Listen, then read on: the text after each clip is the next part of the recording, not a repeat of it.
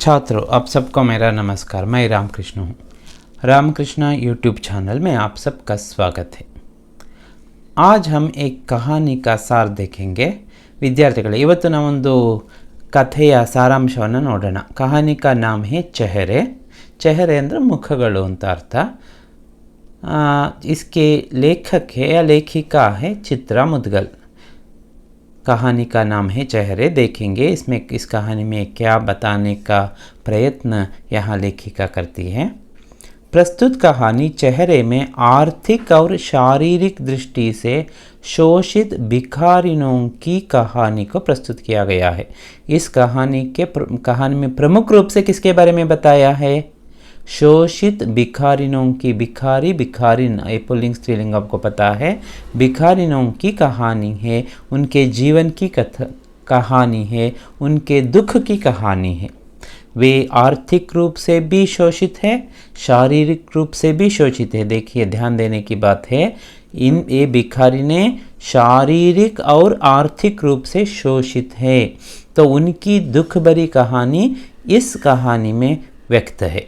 भूख मिटाने के लिए लोगों से भीख मांगने वाली भिखारिनों की करुण कथा भी कही जा सकती है। अपनी भूख मिटाने के लिए वे क्या करती है? भीख मांगती है, और भीख मांगने के बाद भी इन्हें पेट की भूख तो शांत हो जाती है, लेकिन जिन लोगों ने दिया खाने के लिए, उन लोगों की भूख, उन लोगों की शरीर की भूख कभी मिटती नहीं है। ಇಲ್ಲಿ ಭಿಕ್ಷೆ ಬೇಡಿ ಜೀವನವನ್ನು ಸಾಗಿಸೋ ಈ ಭಿಕ್ಷುಕಿಯರ ಜೀವನ ಹೇಗಿದೆ, ಎಷ್ಟು ಕರುಣಾಜನಕವಾಗಿದೆ ಅಂದರೆ ಇವರ ಜೀವನದಲ್ಲಿ ನೆಮ್ಮದಿ ಅಥವಾ ಶಾಂತಿ ಅನ್ನೋದು ಖಂಡಿತ ಇಲ್ಲ।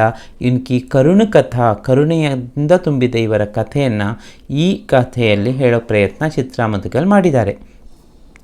समाज में ऐसी स्त्रियां कई प्रकार की कठिनाइयों का सामना करती है।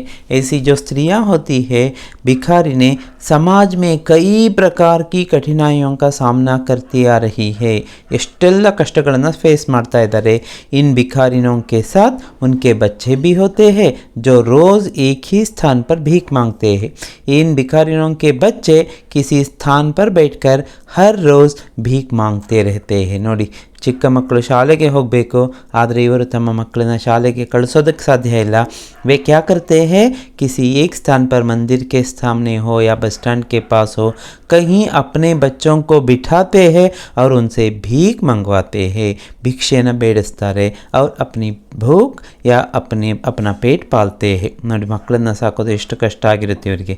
इसके लिए वह रेलवे के बाबू को हफ्ता देती है।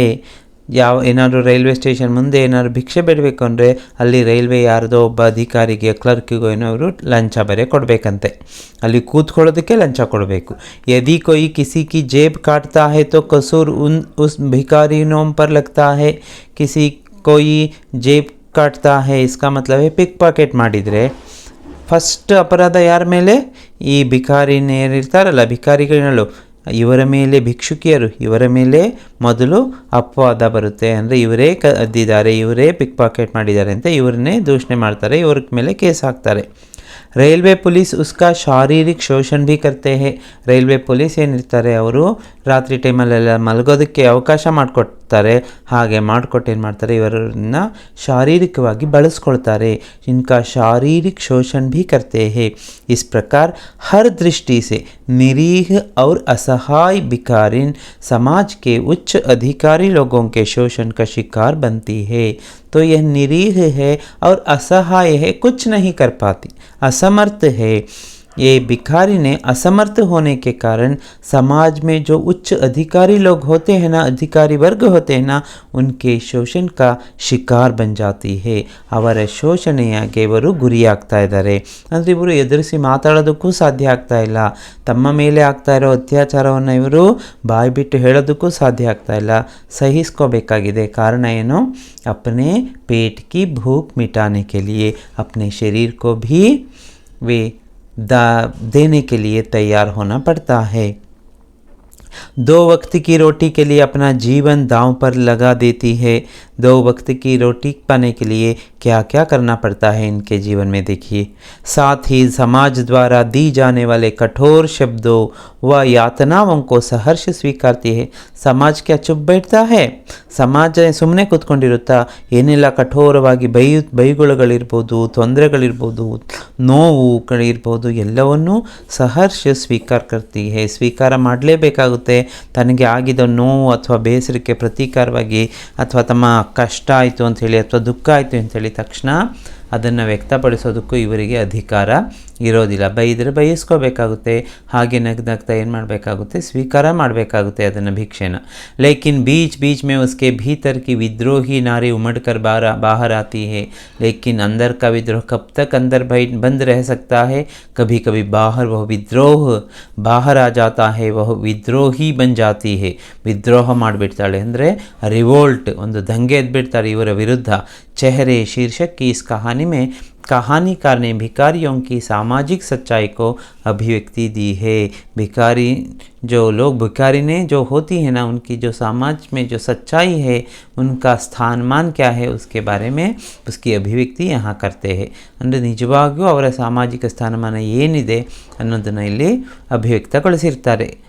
उनका मानना है कि नारी चाहे उच्च वर्ग या निम्न वर्ग की हो, वह हमेशा किसी न किसी शोषण का शिकार हो ही जाती है. लेखिका यहाँ तक कहती है कि नारी चाहे उच्च वर्ग की नारी हो, ಶ್ರೀಮಂತ ಮನೆತನದಿರಬಹುದು, ಯಾ ನಿಮ್ನ ವರ್ಗಕ್ಕೆ ನಾರಿ ಹೋ, ಬಡ ಮನೆತನದ ಕೆಳ ಅಂತಸ್ತಿನವರಿರಬಹುದು, ಲೇಕಿನ್ ಹಮೇಶಾ ಶೋಷಣ ಕಾ ಶಿಕಾರ್ ನಾರಿ ಹಿ ಬಂತಿ ಹೇ. ಆದರೆ ಶೋಷಣೆಗೆ ಒಳಗಾಗ್ತಾ ಇರೋದು ಯಾರು? ನಾರಿನೇ. ಇಲ್ಲಿ ಯಾವುದೇ ಅಂತಸ್ತಿನ ಭೇದ ಭಾವ ಇಲ್ಲದೆ ನಾರಿ ಮೇಲೆ ಶೋಷಣೆಗಳಾಗ್ತಾ ಇದೆ. ಸಾಥ್ ಹಿ ಕೋಯಿ ನಾ ಕೋಯಿ ಸಮಸ್ಯಾ ಅಪ್ನಾ ವಿಕರಾಲ್ ರೂಪ್ धारण किए उसके सम्मुख खड़ा ही रहता है. कोई ना कोई समस्या उसके सामने रहती ही है. किसी ना किसी समस्या का ಸಾಮನಾ ಕರ್ನಾ ಹಿ ಪಡ್ತಾ ಹೇ ನಾರಿ ಕೋ, ಹರೇಕ್ ನಾರಿ ಕೋ. ನೋಡಿ, ಪ್ರತಿಯೊಬ್ಬ ಹೆಣ್ಣಿಗೂ ಒಂದಲ್ಲ ಒಂದು ಸಮಸ್ಯೆಗಳು ಇರುತ್ತೆ. ಆ ಸಮಸ್ಯೆಗಳು ಪ್ರತ್ಯಕ್ಷವಾಗಿರ್ಬೋದು, ಪರೋಕ್ಷವಾಗಿರ್ಬೋದು, ಬಡವರಿಗಿರ್ಬೋದು, ಶ್ರೀಮಂತರಿಗಿರ್ಬೋದು. ಲೇಕಿನ್ ಹರ್ ಏಕ್ ಕೋ ಸಮಸ್ಯಾ ಕಾ ಸಾಮನಾ ಕರ್ನಾ ಪಡ್ತಾ ಹೇ, पड़ रहा है, ऐसा चित्रा मुदगल जी बता रही है. कहानी की शुरुआत में एक रेलवे स्टेशन में टिकट काउंटर के पास खड़े लोगों से भीख मांगने वाले भिखारियों का तांता लगा था. यहाँ कहानी की शुरुआत में एक दृश्य दिखाते हैं. रेलवे स्टेशन का दृश्य है. टिकट काउंटर है. काउंटर में टिकट देने के लिए एक बाबू बैठे हैं. वहाँ कई लोग खड़े हैं. कई लोग क्यू में खड़े हैं और उन लोगों से भीख मांगने वाली कई भिखारी ने वहाँ, या भिखारी लोग वहाँ खड़े हैं, उनके पास है, उनके पास आकर भीख मांग रहे हैं. ಜನ ಕ್ಯೂನಲ್ಲಿ ನಿಂತ್ಕೊಂಡಿದ್ದಾರೆ. ಬಂದು ಬಹಳಷ್ಟು ಭಿಕ್ಷುಕರು ಬಂದು ಅವರನ್ನು ಭಿಕ್ಷೆ ಬೇಡ್ತಾ ಇದ್ದಾರಂತೆ. ಸಾಮಾನ್ಯವಾಗಿ ಈ ದೃಶ್ಯಗಳನ್ನು ನೀವು ನೋಡಿರ್ತೀರ. जो टिकट काउंटर पर कतारबद्ध लोगों को पैसों के लिए तंग करते हैं.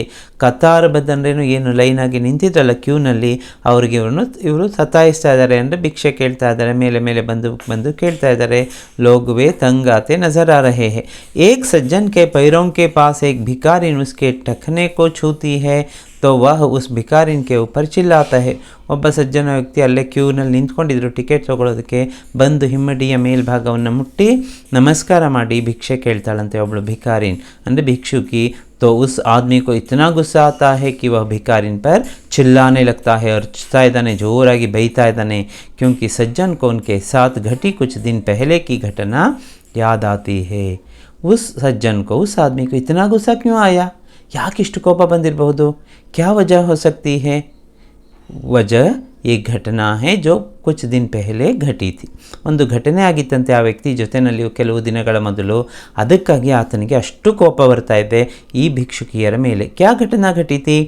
इसी रेलवे स्टेशन पर टिकट काउंटर में उसका पर्स गायब हो गया था. ಅದೇ ರೈಲ್ವೆ ಸ್ಟೇಷನಲ್ಲಿ ಕ್ಯೂನಲ್ಲಿ ನಿಂತಾಗ ಪರ್ಸ್ ಕಳೆದು ಹೋಗಿಬಿಟ್ಟಿದೆ. उसका पर्स गायब हो गया था. इसका मतलब किसी ने चोरी की थी. ಅದೇ ಪಿಕ್ ಪಾಕೆಟ್ ಯಾರು ಮಾಡಿಬಿಟ್ಟಿದ್ದಾರೆ.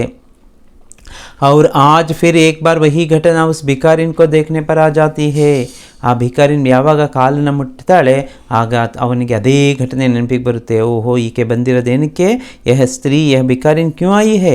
ಮೇರೆ ಪರ್ಸ್ ಕೋ ಯಾ ಲೂಟ್ನೆ ಆಯಿ ಹೇ ಯಾ ಚುರಾನೆ ಆಯಿ ಹೇ ಅನ್ನೋದು ಇವರಿಗೆ ಗೊತ್ತಾಗುತ್ತೆ. ಅದಕ್ಕೆ ಹೆದರಿಕೆ ಆಗೋದು, ಅಂದರೆ ಅದಕ್ಕೋಸ್ಕರ ಇವರಿಗೆ ಕೋಪ ಬರೋದು. ಉಸ್ ದಿನ್ ಉಸ್ನೆ ಅಪ್ನೆ ಜೇಬ್ काटने की शिकायत पुलिस से लिखित व मौखिक दोनों रूपों में की थी. ಈ ಥರ ಆಗಿದೆ ಅನ್ನೋದನ್ನು ಹೋಗಿ ಕಂಪ್ಲೇಂಟ್ ಮಾಡಿರ್ತಾರೆ ಪೊಲೀಸ್ ಸ್ಟೇಷನಲ್ಲಿ. ರಿಟರ್ನ್ ಕಂಪ್ಲೇಂಟ್ ಕೊಟ್ಟಿರ್ತಾರೆ, ಹಾಗೆ ಮೌಖಿಕವಾಗಿ ಅವ್ರೇನು ಮಾಡಿರ್ತಾರೆ, ಹೇಳಿರ್ತಾರೆ, ಐಸಾ ಹುವಾ ಮೈ ಟಿಕೆಟ್ ಖರೀದನೆ ಖಡಾ ಥಾ ಅವ್ರ ಮೇರೆ ಪರ್ಸ್ ಕಿ ಚೋರಿ ಹುಯಿ ಹೇ ಅಂತ ಎಲ್ಲ ಕಂಪ್ಲೇಂಟ್ ಕೊಟ್ಟಿರ್ತಾರೆ. ಅದೇ ಘಟನೆ ಮತ್ತೆ ಮರುಕಳಿಸಬಹುದು ಅಂತ ಹೆದರ್ಕೊಂಡು ಆ ಕೋಪದಲ್ಲಿ ಏನು ಮಾಡ್ತಾರೆ, ಉಸ್ ಭಿಕಾರಿನ್ ಪರ್ ಯೇ ಜಲ್ಲ ಉಠ್ತೆ ಹೇ. जब वह अपनी एकाग्रता से टूटकर कुछ सजग होता है तो देखता है कि एक भिखारिन वृद्ध सज्जन को पैसों के लिए तंग करती रहती है. उस भिखारिन के साथ 8 से 9 साल का लड़का भी था. ಆ ಹೆಣ್ಣು ಯಾವಾಗ ಕಾಲು ಮುಟ್ಟಿ ನಮಸ್ಕಾರ ಮಾಡಿ ಭಿಕ್ಷೆ ಕೇಳ್ತಾಳಲ್ವ, ಉಸ್ ಭಿಕಾರಿನ್ ಕೆ ಸಾಥ್ एक 8 या 9 साल का लड़का भी था. ಒಂದು 8-9 ವರ್ಷದ ಹುಡುಗ ಬೇರೆ ಇದ್ದ. वह बूढ़े सज्जन के पीछे पड़ गई. वह उस सज्जन के पीछे पड़ जाती है, भीख मांग रही है. वह ಗಿಡಗಿಡಾತಿ है, ಅಂಗಲಾಚಿ ಬೇಡ್ಕೊಳ್ತಾ ಇದ್ದಾಳೆ कि वह 3 दिन से भूखी है. 3 दिन ಆಗಿದೆ ನಾನು ಊಟ ಮಾಡಿ. कुछ तो खिदयो इस प्रकार वह भीख मांग रही है, गिड़गिड़ा रही है उस सज्जन के सामने. वृद्ध सज्जन उसे अनसुना करने लगता है. अनसुना ಕೇಳಿಸ್ಕೊಳ್ಳೋದೇ ಇಲ್ಲ. तभी वह लड़का उस बूढ़े को धक्का देते बीच से निकलकर भागता है. ಅದೇ ಟೈಮ್ಗೆ ಆ ಹುಡುಗ ಜೊತೆನಲ್ಲಿದ್ನಲ್ಲ, ಅವನು ಆ ಮುದುಕನಿಗೆ ಧಕ್ಕಾ ದೇತೆ ಹುಯ್ಯ ಡಿಕ್ಕಿ ಹೊಡೆದ್ಬಿಟ್ಟು ಇಬ್ಬರ ಮಧ್ಯದಿಂದ ಓಡಿ ಹೋಗ್ಬಿಡ್ತಾನಂತೆ. निकल कर भागता है जैसे उसे कोई ज़रूरी काम याद आया हो. भिखारिन बूढ़े से भीख मांगते हुए भीख ना मिलने पर वहाँ से जाने के लिए तैयार हो जाती है. इतना मांगने पर भी भीख नहीं मिली तो वह जाने के लिए तैयार हो जाती है. ಇಷ್ಟು ಕೇಳಿದ್ರೆ ಇವನು ಕೊಡ್ತಿಲ್ವಲ್ಲ ಅಂಥೇಳಿ ಅವಳು ಆ ವ್ಯಕ್ತಿನ ಬಿಟ್ಟು ಮುಂದಕ್ಕೆ ಹೋಗೋದಕ್ಕೆ ಶುರು ಮಾಡ್ತಾಳೆ. तो एकाएक वह बूढ़ा सज्जन भिखारिन की हालत पर तरस खाकर उसे इशारे से बुलाता है और अपने कुर्ते की जेब में हाथ डालता है. ಅಯ್ಯೋ ಏನೋ ಸರಿ ಏನಾದರೂ ಈಗ ಅವಳು ಆಕೆ ಹೋಗ್ತಾ ಇದ್ದಾಳೆ. ಆಗ ಈ ಸಜ್ಜನಿಗೆ, ಮುಂಚೆ ಸಜ್ಜನ ಅಂದರೆ ಒಳ್ಳೆ ವ್ಯಕ್ತಿ ಅಂತ ಗೊತ್ತಿದೆಯಲ್ವಾ, ಅವನು ಏನೋ ಪಾಪ ಇವಳಿಗೆ ಏನಾದರೂ ಕೊಡೋಣ ಅಂತ ಅನಿಸುತ್ತೆ. तो उस स्त्री को उस भिखारिन को इशारा करके बुलाता है और अपने कुर्ते की जेब में हाथ डालता है तो अपना पर्स गायब पाता है. कुर्ता जोबिಗೆ ಕೈ ಹಾಕಿ ನೋಡ್ತಾನೆ, लेकिन उसका पर्स गायब था. पर्स से इला जोबली. बूढ़े सज्जन को ऐसा लगता है कि यह उसी भिखारिन के बेटे की हरकत है. खोपा बनबिड़ता उनके इतना गुस्सा आता है. क्यों गुस्सा आता है? उसका मानना था कि यह पर काम उसके बेटे ने ही किया है. ಈ ಕೆಲಸ ಯಾರು ಮಾಡಿರೋದು? ಅವನ ಮಗ ಜೊತೆನಲ್ಲಿದ್ನಲ್ಲ 8-9 ವರ್ಷದ ಹುಡುಗ, ಅವನೇ ಮಾಡಿದ್ದಾನೆ. ಇವರಿಬ್ಬರು ಸೇರಿಕೊಂಡು ನನಗೆ ಮೋಸ ಮಾಡಿದ್ದಾರೆ ಅಂತ ಅವನಿಗೆ ತುಂಬ ಕೋಪ ಬರುತ್ತೆ. भिखारिन को उस लड़के की माँ समझकर लोग उसे पकड़कर रेलवे पुलिस के हवाले कर देते हैं. ಆ ಭಿಕ್ಷುಕಿ ಯಾರಿರ್ತಾಳಲ್ಲ, ಆ ಹುಡುಗನ ತಾಯಿ ಇವಳೇನೆ ಅಂತ ಎಲ್ಲರೂ ತೀರ್ಮಾನ ಮಾಡ್ತಾರೆ. वहाँ इकट्ठे लोग सभी क्या करते हैं, उसे पकड़कर उस भिखारिन को पुलिस के हवाले कर देते हैं. पुलिस ಅವ್ರಿಗೆ ಹಿಡ್ಕೊಟ್ಬಿಡ್ತಾರೆ. भिखारिन इस बात पर मना करती है कि वह उसके लड़के का माँ नहीं है, उस लड़के का माँ नहीं है. ಅವಳು ಪದೇ ಪದೇ ಹೇಳ್ತಾ ಇದ್ದಾಳೆ, मैं उस लड़के की माँ नहीं हूँ, वह लड़का कौन है मुझे पता नहीं है. इतना कहने पर भी गिड़गिड़ाती है, याचना करती है. करने पर भी कोई उस पर तरस नहीं खाता है. ಆದರೆ ಯಾರಿಗೂ ಇವಳ ಮೇಲೆ तरस नहीं ಅಂದರೆ ಕರುಣೆ ಅನ್ನೋದು ಬರೋದಿಲ್ಲ, ದಯೆ ಅನ್ನೋದು ಬರೋದಿಲ್ಲ. ಇವಳು ಸುಳ್ಳು ಹೇಳ್ತಾ ಇದ್ದಾಳೆ ಅಂಥೇಳಿ ಇವಳ ಮಾತನ್ನು ನಂಬೋದೇ ಇಲ್ಲ ಯಾರುವೆ. ಪೊಲೀಸ್ ಸ್ಟೇಷನ್ನಲ್ಲಿ ಇವಳನ್ನ ಬಿಟ್ಟು ಈಚೆ ಬರ್ತಾರೆ. तभी लेखक की नज़र 7वीं खिड़की से लगे खंबे पर अटक जाती है. ಆಗ ಲೇಖಕರ ದೃಷ್ಟಿ ಆ 7वीं 7ನೇ ಕಿಟಕಿಯ ಹತ್ತಿರದ ಒಂದು ಕಂಬ ಇತ್ತಲ್ಲ, ಅಲ್ಲಿಗೆ ಇವರ ದೃಷ್ಟಿ ಹೋಗುತ್ತೆ. वही भिखमंगी जो उसकी पैंट को हाथ लगा कर भीख मांग रही थी और अपने पूर्व अनुभव के आधार पर उन्हें लगा कि उनकी जेब काटने में निश्चित ही उसका हाथ है. ಅವಳಲ್ಲೇ ನಿಂತಿದ್ದಾಳೆ ಅಂದಮೇಲೆ ಈಕೆನೇ ನನ್ನ ಜೇಬನ್ನು ಕತ್ತರಿಸಿರೋದು ಅನ್ನೋದು ಇವರಿಗೆ ಅನುಮಾನ ಆಗುತ್ತೆ. वह उसे उसके बच्चे सहित उसे घसीटता हुआ बाहर ले आया.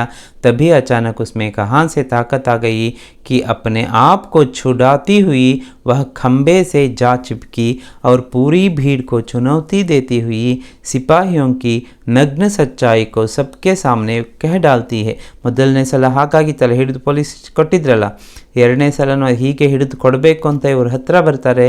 ಸಭಿ ನಜ್ದೀಕ್ ಆತೆ ಹೇ. तभी अचानक उसमें कहान से ಅವಳನ್ನ ಹಿಡ್ಕೊಂಡು ಎಳ್ಕೊಂಡು ಹೋಗ್ತಾ ಇದ್ದಾರೆ ಪೊಲೀಸ್ ಸ್ಟೇಷನ್ಗೆ. ಆಗ ಇವಳಿಗೆ ಎಲ್ಲಿಂದ ಬಂತು ಶಕ್ತಿ ಗೊತ್ತಿಲ್ಲ. ಕಹಾನ್ से इतनी ताकत आ गई कि अपने आप को छुड़ाती है, ಎಲ್ಲರ ಕೈಯಿಂದ ಬಿಡಿಸ್ಕೊಳ್ತಾಳಂತೆ. वह खंबे से जा चिपकी और पूरी भीड़ को चुनौती, ಅಲ್ಲಿ ಕಂಬದ ಹತ್ರ ಹೋಗಿ ನಿಂತ್ಕೊಂಡ್ಬಿಟ್ಟು पूरी भीड़ को चुनौती देती हुई भिपाइयों की नग्न सच्चाई को सबके सामने कह डालती है. ಇಡೀ ಆ ಜನರ ಗುಂಪಿನ ಮಧ್ಯೆ ಆ ಸಿಪಾಹಿಗಳು ಅಂದರೆ ಪೊಲೀಸರು, ರೈಲ್ವೆ ಪೊಲೀಸ್ ಏನಿದ್ದಾರೆ ಅವರವಾದ ನಿಜವಾದ ನಗ್ನ ಸತ್ಯ ಏನಿದೆ, ಅವರೇನೆಲ್ಲ ಎಷ್ಟು ಕೆಟ್ಟದಾಗಿ ಇವರ ಜೊತೆ ನಡೆಸ್ಕೊಳ್ತಾರೆ, ಯಾವ ರೀತಿ ಇವಳನ್ನು ಉಪಯೋಗಿಸ್ಕೊಳ್ತಾರೆ ಎಲ್ಲವನ್ನು ಹೇಳ್ತಾಳಂತೆ. ಸಭಿ ಸುನ್ತೆ ಹೇ, ಸಬ್ಕೆ ಸಾಮ್ನೆ ಉನ್ಕಾ ಪರ್ದಾ ಹಟಾತಿ ಹೇ. ಅಂದರೆ ಅವರ ಏನು ನಿಜವಾಗೂ ಹೇಗಿದ್ದರೂ ಅವರ ನೇಚರು, ಪೊಲೀಸ್ ಅವ್ರದ್ದು ಎಲ್ಲ ವಿಷಯ ಎಲ್ರಿಗೂ ಗೊತ್ತಾಗ್ಬಿಡುತ್ತೆ. ಲೇಖಕ अपनी जगह पर आश्चर्य खड़ा जड़ हो जाता है. उसे लगा कि वह टिकट घरों की खिड़कियां तोड़ दे, मगर सच्चाई तो अकेले उसी ने नहीं सुनी. उसने निश्चय किया कि सुरक्षा की इस लड़ाई से पहले इन खिड़कियों में भीतर दुबके अधिकारियों को सज़ा देने की ज़रूरत है. पर क्या संभव था?